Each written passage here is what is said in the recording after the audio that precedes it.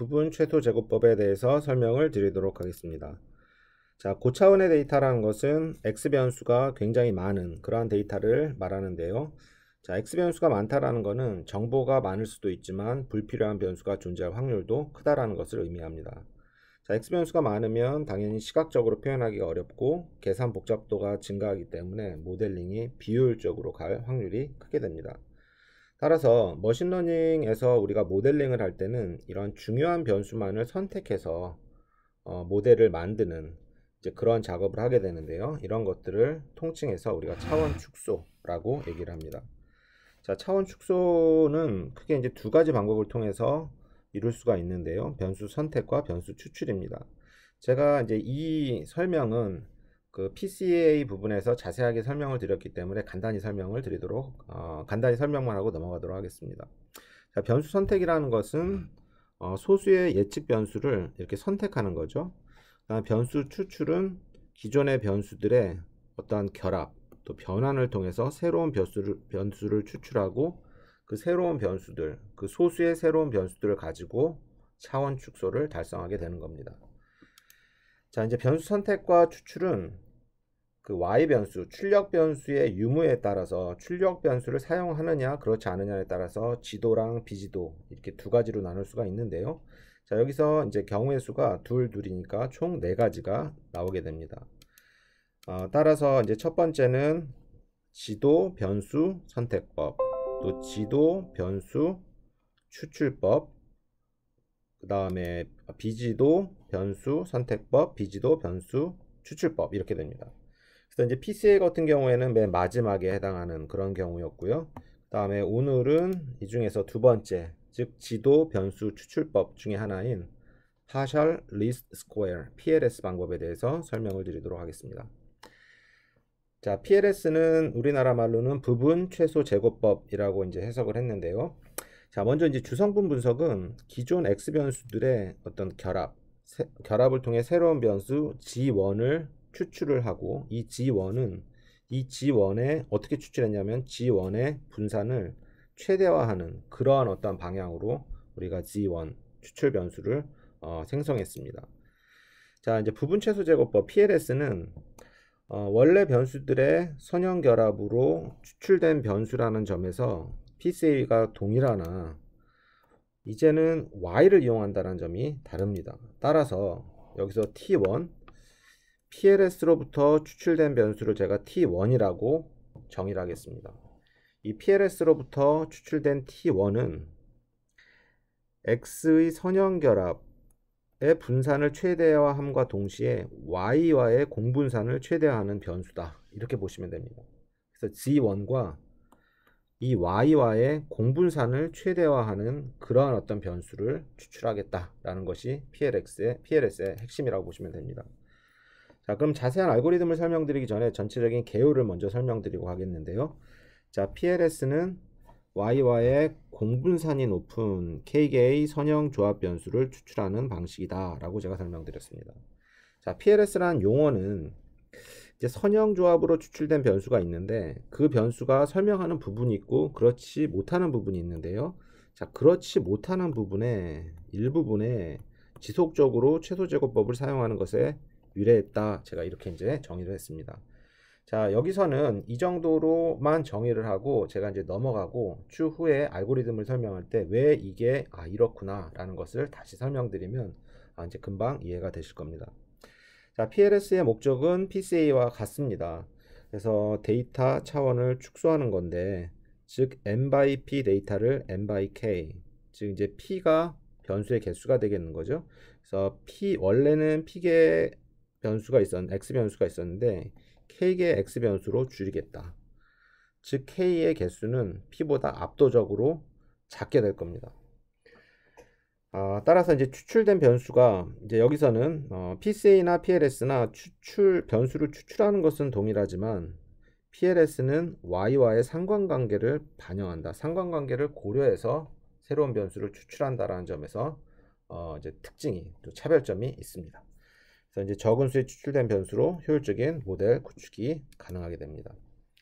자, 그러면 이제 PLS는 제가 입력 변수, 즉 원래 변수의 선형 결합으로 만들어진 변수라고 했습니다.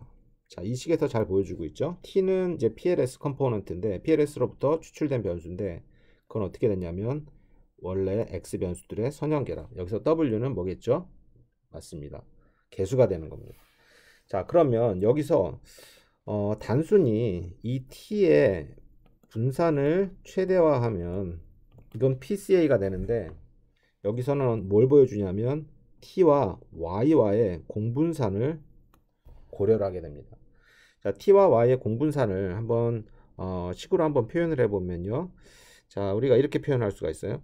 그래서 약간 트릭을 썼는데요. 제가 variance t, variance y를 분모와 또 분자에다 이렇게 곱해줘가지고 이제 똑같은 식으로 만들어줬고요. 그래서 결국은 제가 correlation으로 표현을 하려고 했던 겁니다. 또한 여기 이제 분산 variance t와 variance y 이렇게 쭉 썼고요. 즉 우리가 t와 y의 공분산을 최대화한다라는 것은 어떤 의미가 되는 거냐면 즉 t와 y의 correlation을 최대화하고 t 즉 우리가 추출한 변수의 분산을 최대화한다 라는 거죠. 그래서 t의 분산을 최대화한다라는 건 PCA와 같으나 여기서 추가된 거는 뭡니까? 맞습니다. t와 y의 공분산까지도 같이 최대화 시켜준다라는 것이 PCA와의 이제 차별점이라고 보시면 되겠습니다. 자, 그러면 이제 결국 제가 이제 앞에 잠깐 가보면 t는 이제 XW라고 하지 않았습니까? 그래서 t를 결국 우리가 이제 찾아내야 되는데 이 가중치 W를 어떻게 구하는지. 왜냐하면 이제 W를 구하면 X는 알고 있는 입력 변수니까 우리가 궁극적으로 알고 싶은 T를 구할 수가 있는 겁니다. 그래서 이 W를 어떻게 설정하는지가 어떻게 보면 시작점이라고 보시면 될 텐데요. 자, 이제 W는 어떻게 정하냐면 PLS의 어떤 핵심으로부터 시작하는 겁니다. 자, T와 Y의 공분산을 최대화시킨다라고 했습니다. 자, 그 다음에 T는 XW니까 이렇게 썼고요. 그 다음에 여기서 이렇게 넘어가는 것은 코베리언스에 대한 정의를 그냥 쓴 거예요. 그래서 이제 많은 분들이 아시겠지만 코베리언스 XY는 정의상 이렇게 쓰는 거예요. X, 2X, 그 다음에 Y, 마이너스 2의 expectation Y.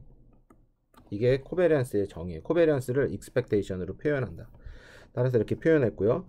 그 다음에 제가 이제 민 센터링 한 데이터를 고려하고 있기 때문에 expectation of x와 expectation of y는 0으로 되기 때문에 이제 이런 식으로 썼고요. 그 다음에 expectation이란 건 평균이기 때문에 평균은 뭐죠? 네, 모든 데이터를 다 더한 다음에 그 개수로 나눠주는 거지 않습니까? 그래서 이렇게 썼습니다. 또한 지금 이제 더하기 표시 또 이거를 우리가 또 많이 했었는데요. xi랑 yi는 벡터 노테이션으로 쓰면 다시 한번 써볼게요. 자, 벡터 노테이션으로 쓰면 뭐가 되죠? 맞습니다. x 트랜스포즈 y 이렇게 쓴다라고 했습니다. 따라서 우리가 이 식에서 마지막 식으로 가게 된 겁니다. 자, 여기서 이렇게 간 것은 그냥 괄호만 바꿔준 거예요. 결합 법칙에 의해서. 그래서 이제 최종적으로는 우리가 이런 식을 얻을 수가 있습니다. 이 식이 뭡니까? 맞아요. 결국 코베리언스 ty를 다시 써준 거예요. 자, 그러면 다음 장에서 우리가 이제 마지막에 전장 마지막에서 얻은 식이 이 식이에요. 맞죠?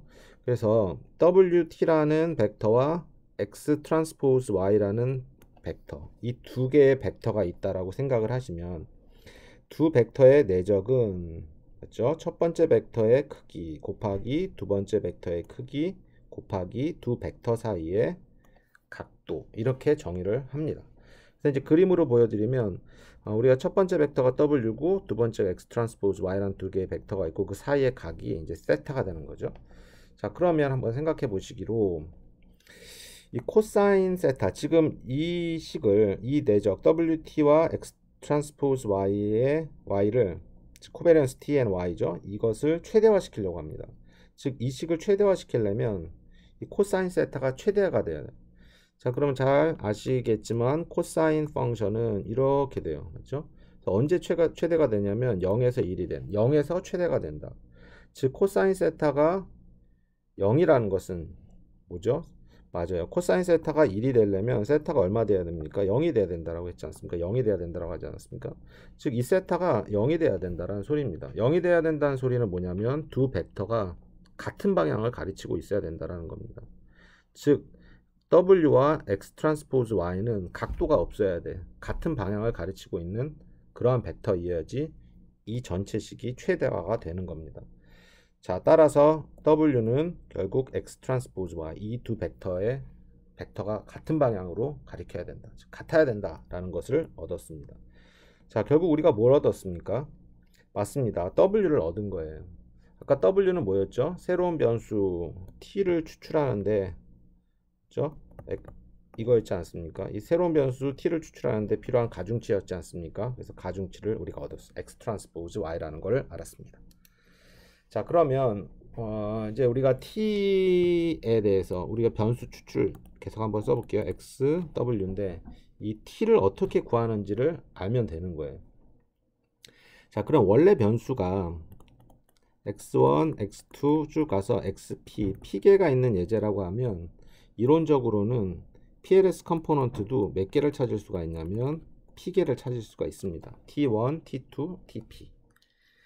자, 그러면 이제 우리가 뭘 알면 되냐면, 맞습니다. 기존 x 변수들을 가지고 t1을 어떻게 계산하는지, 또 t2를 어떻게 계산하는지, 쭉 가서 tp까지 어떻게 계산하는지를 알면 이제 PLS에 대한 알고리즘이 끝이 나요. 자, 그 방법을 제가 이제 설명을 드릴 건데요. 먼저 이 방법론의 알고리즘 이름부터 이제 설명을 드리면 Non-Linear Iterative Partial Least Square 알고리즘, 앞자만 따서 뭐 니팔스 알고리즘 이렇게 이제 얘기들을 많이 합니다. 자, 먼저 첫 번째 스텝은 정규화고요. 정규화 이제 민 센터링을 하고 이제 변수들 간의 평균이 0이 되도록 하고요. 자, 그럼 첫 번째 PLS 변수 T1을 어떻게 추출하는지 설명을 드릴 텐데요. 이제 첫 번째 시작입니다. 첫 번째 X1, Y1을 결정을 해야 되는데 이제 첫 번째 시작이니까 X1과 Y1은 원래 X, Y를 사용을 합니다. 원래 이제 주어진 X, Y를 X1, Y1이라고 설정을 하고 시작을 하는 거예요. 자, 그 다음에 이제 W1을 설정을 해야 되잖아요. 왜냐면 우리가 T1은 어떻게 돼야 되냐면 X1, W1이잖아요. 그래서 이 W1을 구해야 돼. W1은 어떻게 구하죠? 맞습니다. 그 앞장에서 이미 설명을 드렸어요. W1은 뭐였냐면 X 트랜스포즈 Y1. 그렇잖아요. 이 두 벡터가 같은 방향을 가르쳐야 돼. 두 벡터가 같아야지만 코사인 세타가 최대화가 되면서, 맞죠? 그 코베리언스가 우리가 최대화가 되지 않았습니까? 그래서 이 식을 이용한 거예요. 그래서 W1은 X1 트랜스포즈 Y가 되고, 우리가 여기서 X1 트랜스포즈 Y1의 놈으로 나눠준 것은 크기가 1이 되도록 한 거예요. 그래서 W1의 크기가, 즉 길이가 1이 되도록 해주기 위해서 이렇게 분모로 나눠준 것뿐이다. 그러니까 이제 스케일링을 했다라고 보시면 돼요. 자, 그럼 W1을 알았으니까 우리가 T1은 그냥 아는 거예요. 맞죠? X1은 주어졌으니까 실제 X, 시작되는 X 변수 X1과 W1을 곱하면 우리가 첫 번째 궁금했던 T1을 구하게 됩니다. 자, 그러면 이제 네 번째는 제가 여기서 잠깐 스킵을 하고 바로 다음 장을 넘어갈게요. 자, 그러면 두 번째 PLS 변수 T2를 추출하는데 이제 T1은 추출했어요. T1은 그러니까 X1, W1으로 우리가 W1 찾아가지고 T1을 잘 찾았고, 자, 그럼 T2를 찾아야 되는데 T2는 어떻게 찾냐면 T1을 이용을 할 겁니다. 자, 여기서 이제 그 PLS의 핵심이 들어가는데요. 제가 한번 설명을 드려볼게요. 자, 먼저 제가 이 표시, 당구장 표시라고 하죠. 이 표시에 있는 설명을 한번 읽어볼게요. 자, 앞서 찾은 T1이 설명하지 못하는 부분만을 고려한다. 이렇게 됐어요. T1이 그러면 설명하는 부분이 있나 보네요. 그래서 설명하는 부분이 있고 그렇지 못한 부분이 있는데, 설명하는 부분은 T1으로 설명을 했으니까 나머지 부분을 뭔가 다른 걸로 설명을 하려고 하는 것 같아요. 따라서 어떻게 할 거냐면 설명하지 못하는 부분을 고려하기 위해서 어떻게 우리가 아이디어를 냈냐면 T1이 기존 X, Y에 대해서 각각 설명하는 부분을 제외를 한 거예요. 설명하는 부분을 제외를 했구나. 자, 그 얘기가 어떻게 되는지 한번 제가 밑에 설명을 드려볼게요.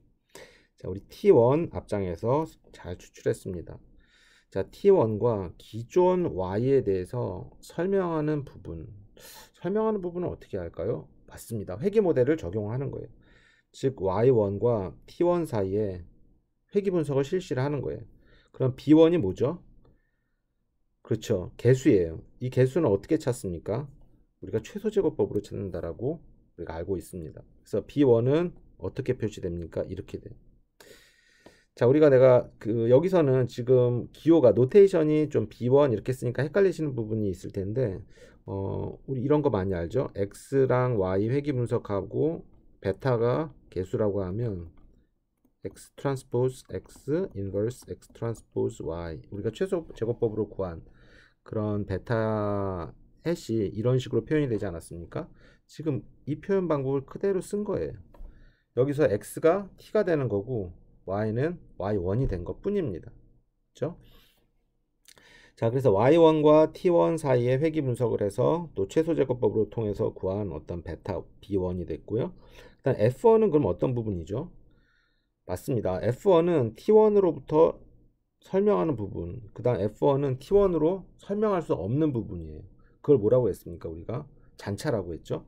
그래서 F1은 Y1에 대한 어떤 잔차다 이렇게 볼 수 있어요. 그래서 T1이 Y1에 대해 설명하지 못하는 부분, 그 부분만 우리가 따로 정의를 할 거예요. F1은 이 F1은 따라서 Y1에서 T1, B1, 즉 T1으로 설명하는 그 부분을 뺀, 즉 F1은 뭡니까? T1이 기존 Y에 대해서 설명하지 못하는 그 부분을 우리가 F1이라고 얘기를 하는 겁니다. 그거를 뭘로 뒀습니까? 두 번째 Y2로 둔 겁니다. 자, 그러면 또 똑같이 변수 T1이 기존 X에 대해서 설명하는 부분을 제외하기 위해서 X1과 T1을 회귀 분석을 한 거예요.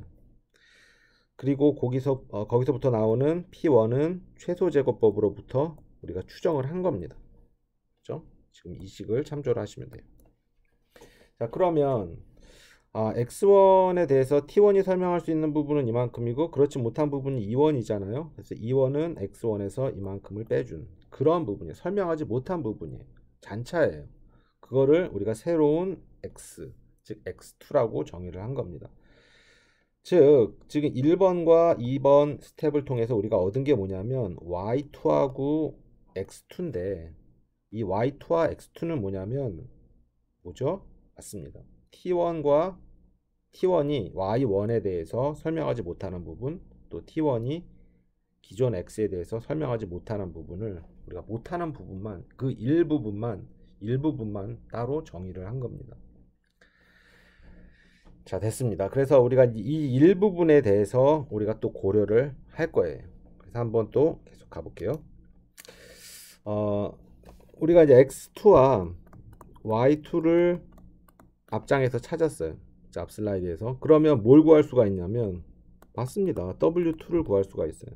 W2 어떻게 구한다고 했죠? 우리가 조금 한 두세 장 앞에 가보면 두 벡터의 방향이 일치해야지 코베리언스가 T와 Y의 공분산이 최대가 된다라고 하지 않았습니까? 그 아이디어를 아직도 이용한 거예요. 그 다음에 이제 크기가 1이 되도록 우리가 스케일링을 해줬고요. 그래서 가중치 이제 W2를 구했으니까 T2를 구할 수가 있는 겁니다. T2가 뭡니까? 맞습니다. 두 번째 PLS 컴포넌트예요. 그래서 이제 이 스텝까지 끝나면 우리가 T1과 T2를 찾은 거예요. 그래서 이제 원래 변수가 P개가 있다면 우리가 계속 이러한 방법으로 찾으면 됩니다.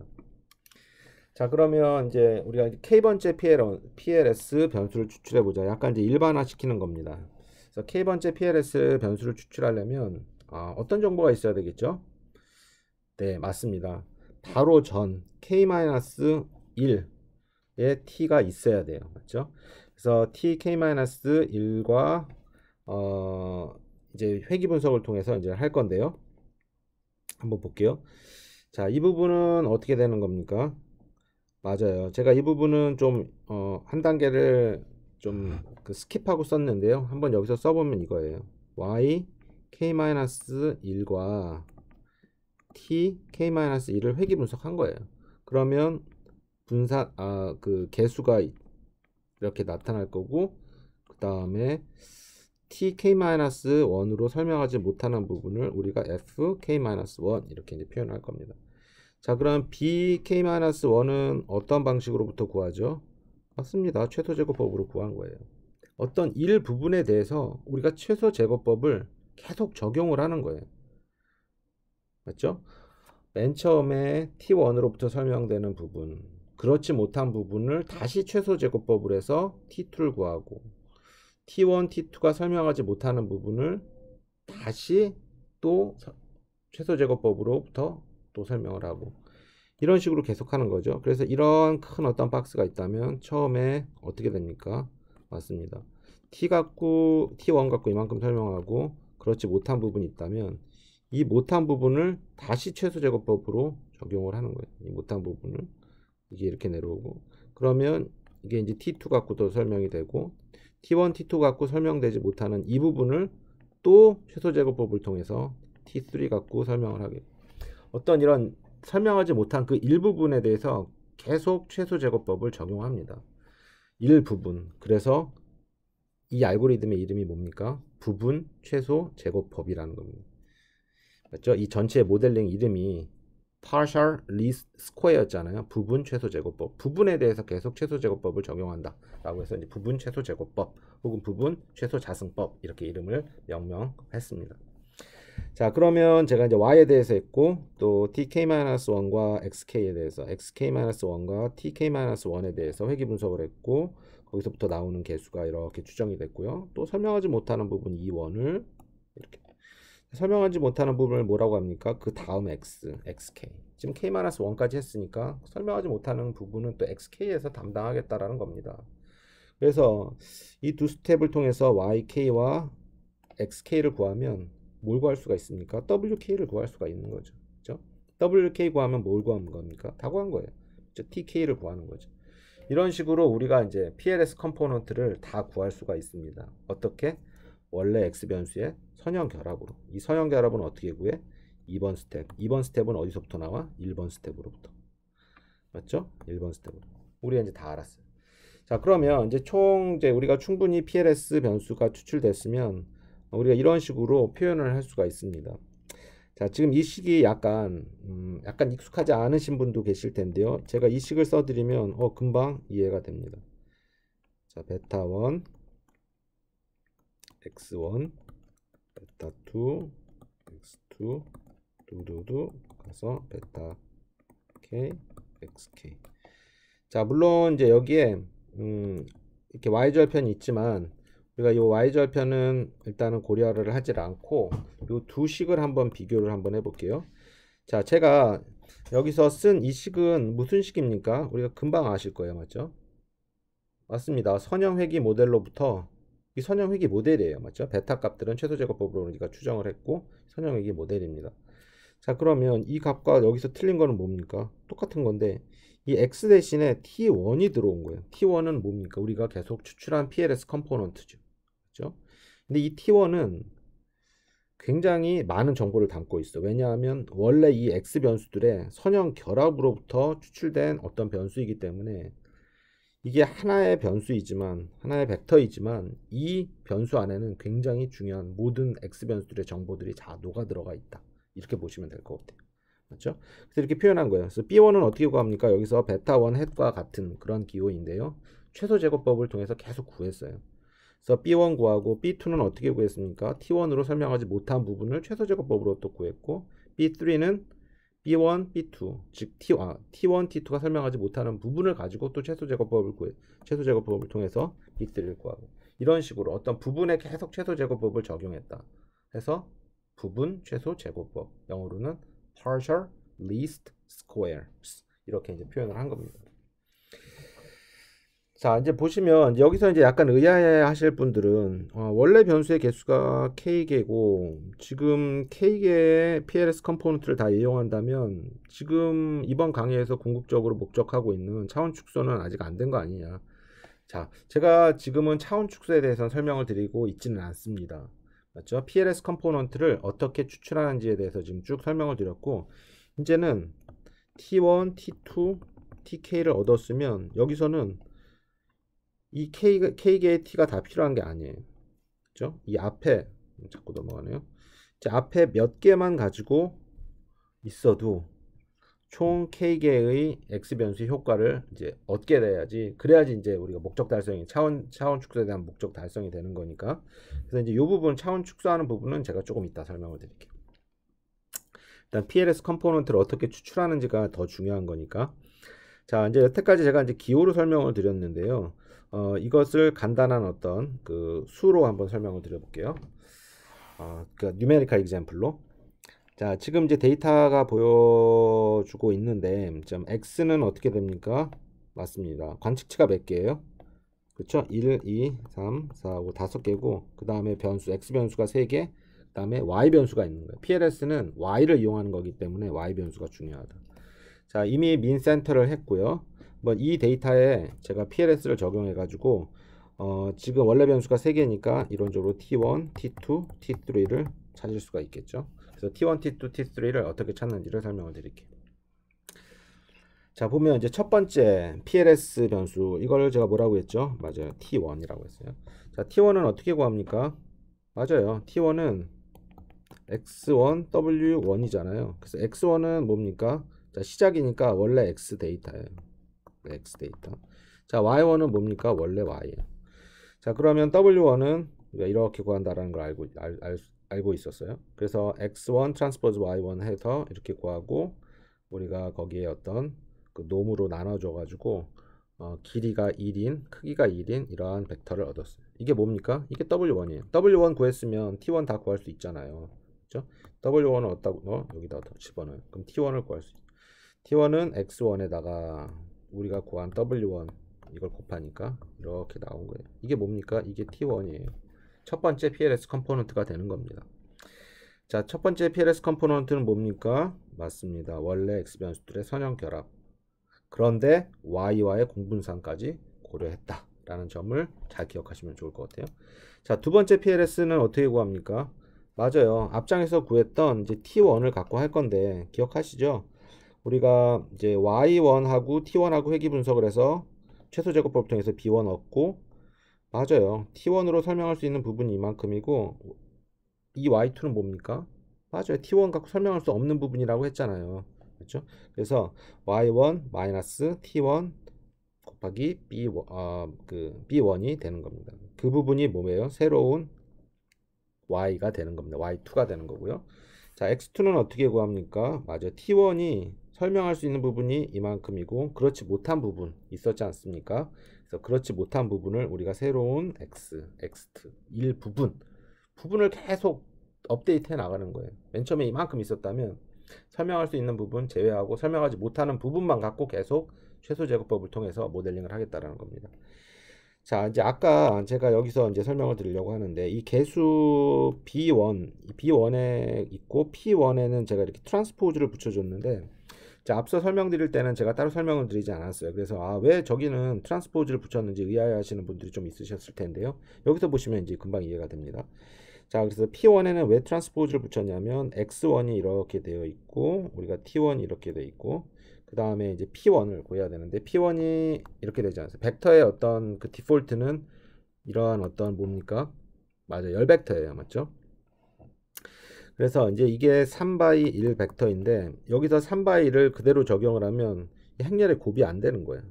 그래서 얘를 트랜스포즈 시켜줘가지고 1x3으로 이렇게 바꿔줘야 됩니다. 자, 그래서 이게 1x 뭐가 됩니까? 3x 1이 아니라 1x 3이 되는 거죠. 자, 그 다음에 이것은 5x 1이 되는 거고, 그래서 5x 1 곱하기 1x 3은 얼마가 됩니까? 5x 3에 대한 행렬이 되고, 여기 5x 3 행렬이 있으니까 두 개가 이렇게 두 개의 차이를 구할 수가 있는 거죠. 그래서 이제 차이를 구하면 이렇게 돼요. 자, X2와 Y2를 구했으면 우리가 뭘 구할 수가 있습니까? 다음 장 가기 전에. 맞습니다. W2를 구할 수가 있잖아요. 맞죠? W2 구하면 뭡니까? 결국 우리가 구하고 싶었던 T2를 구할 수가 있는 거예요. T2가 뭐죠? 맞습니다. 두 번째 PLS 변수가 됩니다. 그래서 이게 뭡니까? 이게 T2, 두 번째 partial least square 변수가 되겠습니다. 자, 그럼 세 번째 변수도 똑같이 구할 수가 있어요. 세 번째 변수는 T1, T2가 설명하지 못한 부분을 가지고 또 최소 제곱법을 한다라는 겁니다. 그래서 우리가 B2를 얻었고 그 설명하지 못한 부분이 뭡니까? Y3 그 다음에 X3가 되는 거죠. 그렇죠? 자, 그러면 X3, Y3 얻었으니까 어떻게 뭘 구할 수가 있습니까? 맞습니다. W3를 구할 수가 있겠고 W3 구했으면 여기다 이렇게 집어넣고 T3 즉 세 번째 PLS 컴포넌트를 이렇게 구할 수가 있는 거예요. 그렇죠? 이게 T3. 자, 이제 1호부터 계속 우리가 이제 B1, B2, B3도 구했고요. 개수도 구했고. 따라서 우리가 이런 식으로 표현을 할 수가 있는 거예요. 그렇죠? 그래서 Y 햇은 맞죠? Y 햇 PLS로부터 PLS의 어떤 결합으로 우리가 Y를 표현한 거죠. 그렇죠? 실제 Y는 분명히 있을 거고. 그래서 이 PLS로부터 어떤 추정한 Y 햇이 있을 겁니다. 맞죠? 그거를 이렇게 우리가 표현한 거고요. 그게 이렇게 된 거예요. 그럼 이제 실제 Y가 있을 거지 않습니까? Y가. 그러면 이 Y랑 가장 좋은 거는 뭐냐면 이 Y랑 PLS로부터 구한 이 Y 햇과 같으면 좋은 거예요. 맞죠? 그래서 이제 이게 얼마나 같은지는 뭐 지금은 비교하는 게 목적이 아니니까 그래서 다른 모델링에 비해서 이게 얼마나 좋은지 실제 Y랑 가까운지를 갖고 우리가 이제 평가를 할 수가 있게 되는 거죠. 자, 됐습니다. 그러면 이제 우리가 이제 그 PLS 컴포넌트를 추출하는 법까지는 이제 잘 알았는데 어떻게 할 것이냐, 차원 축소를 어떻게 할 것이냐. 그래서 원래 X 변수가 이렇게 P개가 있다면 이거 T1서부터 TP까지를 얻었어.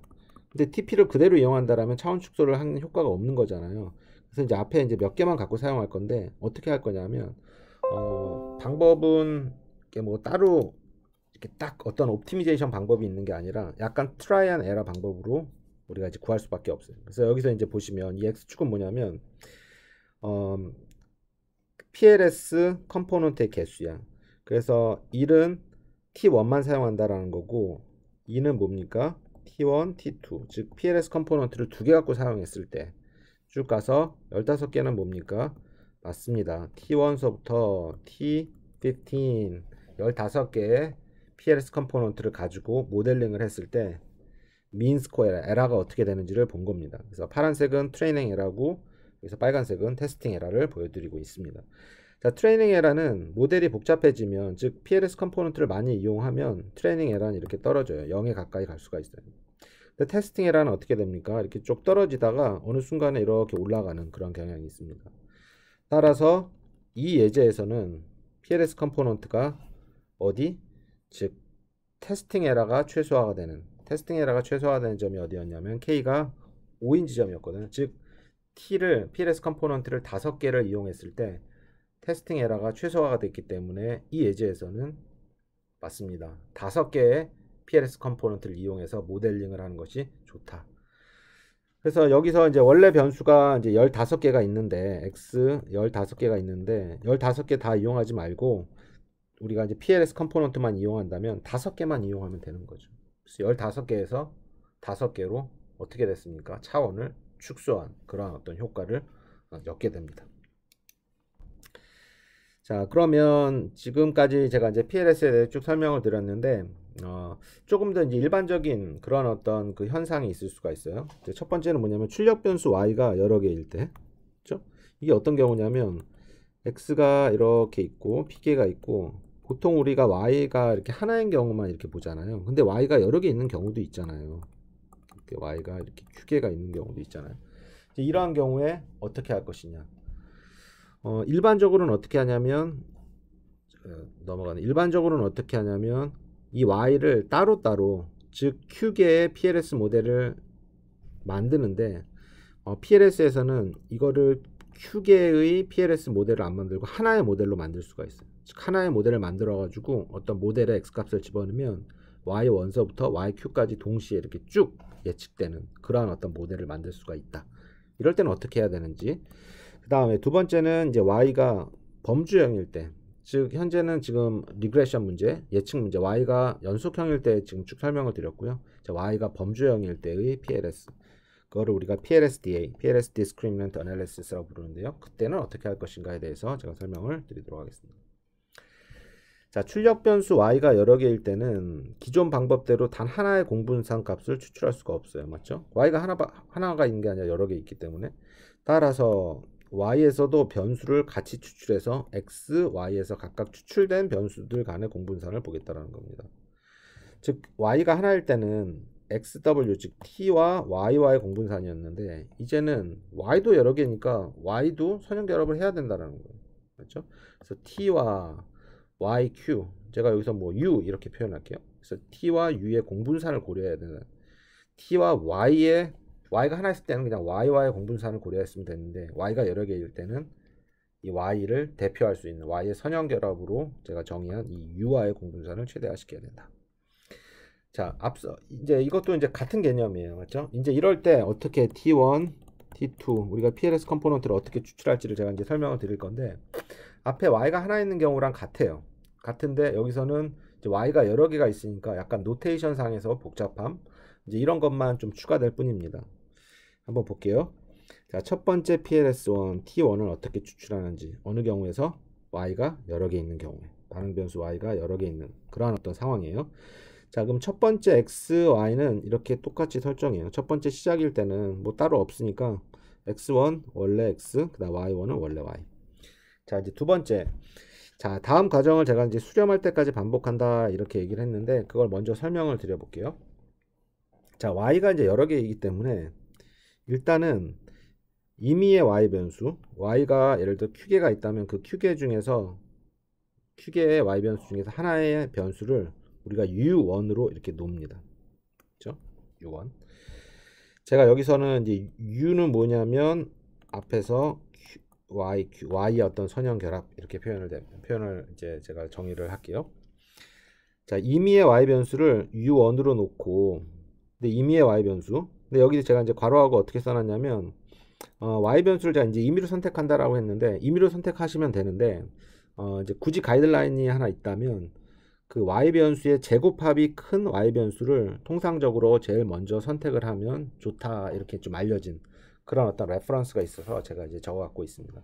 근데 또 어떤 레퍼런스에서는 첫 번째 그냥 y 변수를 사용해라 이렇게 할 수도 있고 그냥 랜덤하게 임의로 선택해도 된다라고 이제 밝힌 그런 레퍼런스도 있긴 합니다. 자, 어쨌든 임의의 y 변수를 u1으로 놓고 u1과 공분산이 최대가 되는 w1을 계산하는 거예요. 맞죠? 아까는 x랑 y였잖아요. 그런데 여기도 똑같아. x랑 y인데 이제 y 대신에 내가 u라는 걸 표현을 한 거예요. 자, x와 u1 사이에 공분산이 최대가 되려면 이렇게 계산이 된다라고 했어요. 자, w1 계산했네요. w1 계산하면 뭐 어떻게 w1 계산하면 우리가 t1 계산할 수 있죠. 그렇죠? 근데 여기서 이제 t1이 끝난 게 아니라 왜냐하면 임의의 y를 갖고 했잖아요. 그러니까 여기서 이제 t1 끝났다고 우리가 좋아할 게 아니라 좀 더 가봐야 돼. 자, 그럼 x에서 추출된 t1과 공분산이 최대가 되는 q1을 계산할 거예요. 그렇죠? 그래서 우리가 y1과 t1과의 공분산이 큰 우리가 q1을 계산하고 그 다음에 q1은 어떻게 구합니까? q1 구했으니까 그러니까 q1과 y1을 통해서 우리가 y의 어떤 선형결합 u1을 구할 수가 있습니다. 그럼 이렇게 이제 구한 u1을 여기서 이제 끝낸 게 아니라 u1을 다시 넣어주는 거예요. 제가 여기서 좀 깨끗이 지워볼게요. u1을 앞에 우리가 1번 스텝에 u에다 다시 집어넣고 다시 똑같은 작업을 해요. 그러니까 아까 처음에는 임의의 y로 임의의 u1으로 쭉 계산을 했고 그 다음에 이게 이제 u1이 업데이트가 됐지 않습니까? 그럼 업데이트된 u1을 가지고 다시 한번 계산하고 이런 것들을 언제까지 계속 반복하냐면 u1의 모든 원소값이 바로 이전 스텝의 값들과 비슷해질 때까지 뭐 딱 정확하게 일치할 때까지는 할 수 없더라도 우리가 그 차이가 어느 정도 우리가 생각하는 우리가 유저가 정해놓은 그 차이 이하가 될 때까지 계속 이 방법을 우리가 작용을 하는 이걸 계속 이제 수행을 하는 겁니다. 그러면 뭐가 구해집니까? 맞아요. U1 구해지고 W1 구해지고 Q1 구해지고 U1이 구해지는 겁니다. 자, 됐죠? 그러면 이제 U1, W1, Q1, U1이 이제 구해지면 우리가 이제 T1이 이제 거기서부터 구한 이제 T1이 구해진 거고요. 그 다음에 이제 또 이렇게 이제 넘어가게 되는 거예요. 자, 두 번째, 즉 이제 그러면 우리가 T1을 구했으니까 T1을 가지고 두 번째 PLS 컴포넌트, 여기네요. 두 번째 PLS 컴포넌트 T2를 이제 구할 건데 이건 어떻게 하는지 한번 볼게요. 자, 변수 T1과 같아요. 앞에서 이제 설명, y가 하나일 때랑 똑같아요. 변수 T1과 아까는 y와의 회귀 분석을 한다라고 했는데 지금은 이제 y의 선형 결합이니까 U1이라고 했잖아요. 그래서 이 U1과 T1과의 선형 결합을 통해서, 맞죠? 죄송합니다. 이 U1과 T1과의 선형 회귀 모델을 통해서, 맞죠? 그러면 이제 B1이 최소 제거법으로부터 구해지고 F1은 뭡니까? T1으로부터 설명하지 못하는 부분. 그 부분이 되는 거예요. 자, 여기서 이제 좀 더 설명드리기 전에 이렇게 한번 가볼게요. 자, 그러면 이 좌변에다가 제가 Q1 트랜스포즈를 곱해줬고 여기서도 Q1 트랜스포즈를 곱해줬어요. 자, 그러면 Q1 곱하기 Q1 트랜스포즈는 앞장에서 잠깐 앞으로 가볼게요. 우리가 Q1의 크기가 1이었잖아요. 맞아요. 이거는 무슨 얘기냐면, 맞아요. Q1 트랜스포즈 Q1이 1이라는 소리예요. 그렇죠? 따라서 다시 한번 써볼게요. Q1 트랜스포즈가 1이라는 소리입니다. 그렇죠? 따라서 이제 이게 1이 되는 거예요. 그래서 여기서는 Y1만 남고 우리가 이렇게 썼고 이렇게 썼어요. 자, 그러면 T1 갖고 설명할 수 있는 부분을 우리가 이렇게 표현했고 F1은 뭡니까? T1 갖고 설명할 수 없는 부분이잖아요. 우리가 그 부분을 계속 정의해 나가는 거잖아요. 부분 최소 제거법의 핵심이 그거잖아요. 그래서 그것을 새로운 Y, 즉 Y2로 정의를 했다. Y2는 뭡니까? Y1에 대해서 T1으로 설명할 수, Y1을 T1이 설명할 수 없는 그러한 부분이 Y2가 되는 겁니다. 자, 그럼 X2도 그래야 돼요. 맞죠? X2도 어떻게 구합니까? 맞죠? T1이 설명할 수 있는 부분, 그렇지 못하는 부분을 E1으로 정의를 하고 그 부분을 빼면 우리가 어떤 설명하지 못하는 부분이 X2가 된다. 자, 그러면 이제 X2랑 Y2가 구해졌으니까 우리가 앞장에서 그 수렴하는 거 있었지 않습니까? 계속 반복하는 그 방법을 통해서 W2, Q2, T2, U2를 계산하는 거.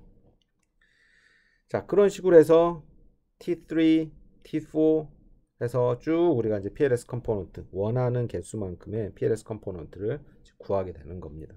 그래서 이렇게 이제 식을 얻었고요. 자, 그 다음에 이제 y가 범주형일 때, 이제 y가 연속형이 아니라 범주형일 때는 어떻게 하는지 한번 볼 건데요. 일단 좀 간단한 경우, 범주가 둘인 경우, 즉 뭐 1이냐, 마이너스 1이냐, 혹은 뭐 0이냐, 뭐 1이냐, 이렇게 범주가 클래스가 두 개인 경우에는 어떻게 하냐면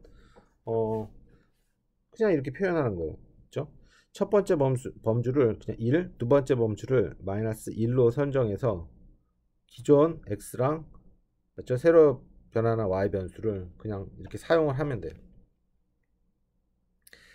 이제 y가 하나 있는 그런 PLS처럼.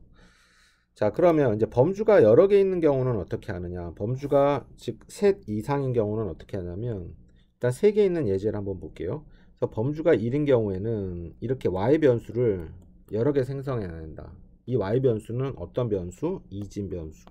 그렇죠? 이진 변수가 뭡니까? 0 아니면 1을 가지는 그런 변수잖아요. 그래서 범주가 1인 경우에는 첫 번째 이진 변수가 1, 두 번째 이진 변수는 0, 0 이렇게 표현하고, 또 두 번째 범주는 어떻게 표현했습니까? 0, 1, 0 이렇게 표현했고, 세 번째 범주는 0, 0, 1. 즉, 세 개의 범주를 세 개의 이진 변수를 가지고 우리가 표현을 한 거예요. 자, 그런 다음에 어떻게 하냐면 y가 여러 개 있었을 때의 PLS를 적용을 하면 됩니다. 출력 변수가 여러 개일 때의 PLS를 적용을 한 거예요. 자, 그래서 이제 y가 범주일 경우에는 특별한 알고리즘이 있는 게 아니라, 그렇죠? y 변수를 어떻게 좀 바꿔가지고, 특히 이제 y 변수 범주가 두 개일 경우에는 상관이 없어요. 그냥 1, 마이너스 1로 하고 PLS를 돌리면 돼요. y가 하나 있을 때 PLS. 근데 이제 y가 3개 이상 있을 경우에는 거기에 맞는 이진 변수를 생성해낸 다음에 PLS, 즉 y 변수가 여러 개 있을 때의 그 버전, 그 PLS 알고리즘을 적용을 하면 됩니다.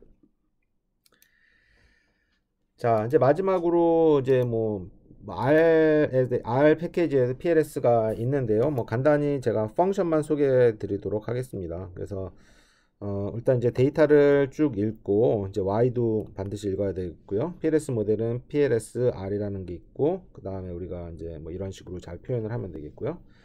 뭐 이제 뭐 서머리 하면 이 모델에 대한 어떤 요약 이런 게 나오고, 그렇죠? 그 다음에 이제 모델을 구했으면 PLS 모델을 구했으면 이제 한번 프레딕션 값 얼마나 예측이 잘 됐는지를 한번 쭉 보려고 하는데요. 한번 뭐 이 예제에서 보면 이거는 이제 그 원래 X 데이터가 이제 세 개 있는 뭐 간단한 예제입니다. X1, X2, X3 X 변수가 이제 세 개 있는 예제인데요. 이때 T1, T2 즉 PLS 컴포넌트를 두 개만 추출해 가지고 적용을 해 보니까 어떻게 됐는지 그걸 이제 보려고 하는 겁니다. 그래서 predict PLS 모델 컴포넌트는 몇 개만 사용해 두 개 new 데이터에 대해서 한번 해봤더니 이제 실제 그 테스팅 데이터에 대한 y 값이 이렇게 5개가 있었네요. 맞죠? 5개가 있었는데 51서부터 55까지 있었는데 PLS로부터 예측한 즉 T1, T2로부터 T1, T2만 가지고 회귀 모델, 선형 회귀 모델을 만들어서 y 햇 값을 봤더니 이런 식으로 이제 나왔네요. 그래서 이제 두 개가 이제 비슷하면 좋은 거지 않습니까? 그래서 하면 되는데, 이거 죄송합니다. 제가 여기서 이제 이 observation이라는 건 실제 y 값이 아니라 그 테스팅 데이터에 대한 어떤 인덱스를 보여주는 거예요. 맞죠? 51번째, 52번째, 53번째. 그래서 이제 실제 y 값은 여기 이제 보여주고 있지는 않고요. 이 플러스에 이제 보여드리고 있는데, 즉 x축이 실제 y 값이고, 그죠? y축이 뭡니까? 맞습니다. PLS로부터 구한 y값, PLS로부터 예측한 y값입니다. 자, 그래서 이제 두 값이 같으면 좋은 거지 않습니까? 그래서 여기다 이렇게 45도 라인을 그린 거고요. 이제 모든 점이 사실 이제 이 라인 위에 있으면 가장 좋은 건데 뭐 그럴 수는 없는 거니까 이 라인 근처에 있으면 꽤 좋은 것이다. 그래서 보시면 실제 값과 PLS로부터 예측한 값이 이 라인 근처에 있으므로 굉장히 예측이 잘 됐다. 이런 것을 보여주는 그런 예제라고 보시면 되겠습니다.